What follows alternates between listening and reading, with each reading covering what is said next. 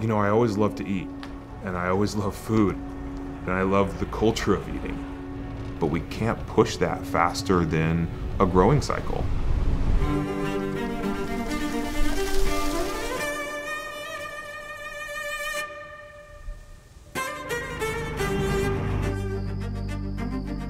And so regenerative agriculture really has this opportunity to reconnect people through food to these living ecosystems. And every moment is an opportunity for us to understand where it came from, how it was produced, and what impacts it had on our ecology.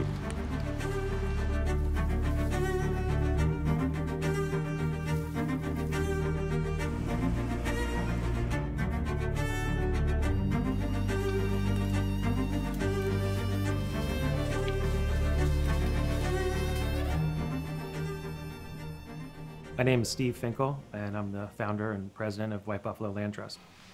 Our mission is really to practice, promote, and develop systems of regenerative agriculture. And we see Jalama Canyon Ranch as the expression of that mission. It's this incredible 1,000-acre property. We can work with livestock here, we can work with orchards and vineyards here. We can work with oak woodlands, we can work with riparian corridors, and we can work with the sage scrub. And so we can learn, so we can teach, and so we can research in those areas to be able to share with other land stewards kind of what we're learning and learn from other land stewards to be able to apply that here. My name is Jesse Smith, and I'm the Director of Land Stewardship for White Buffalo Land Trust. And so too, do we want to understand what that relationship of our native perennial grasslands and our sagebrush and our woodlands, how would they have responded, and what animal impact would they have required in order to incite natural regeneration?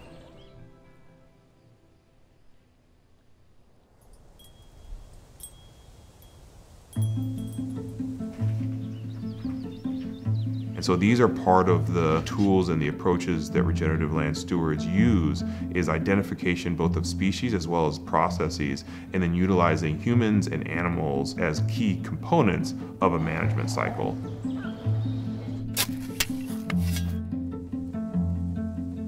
We spend an enormous amount of time collecting soil samples, having them tested at labs, and being able to process that data to link the practices that we're doing in the field to ecological and health outcomes.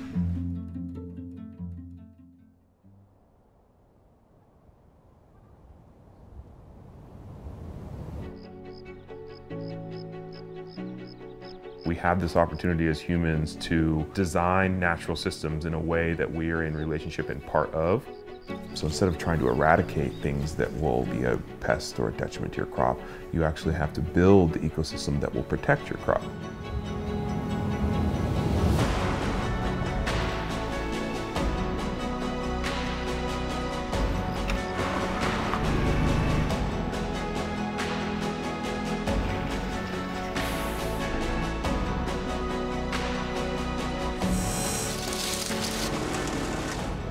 It takes a keen eye to recognize the impact, but it's also one of my favorite parts is just watching animals interact with the landscape. Agriculture, by its innate sensibilities, has to be attuned with natural systems and cycles. It goes with the seasons. It goes with the ebbs and flows of drought and flood. You really can't push that faster than a growing cycle.